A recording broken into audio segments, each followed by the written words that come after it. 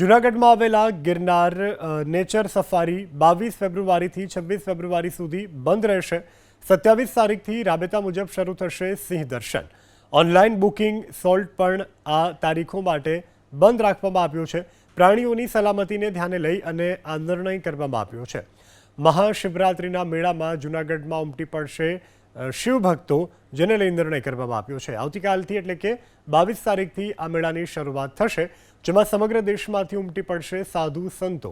26 તારીખે મહાશિવરાત્રિની ભવ્યાતિભવ્ય ઉજવણી થશે। શિવરાત્રિના મેળાને કારણે તમામ સ્ટાફ બંદોબસ્તમાં રહેશે તૈનાત।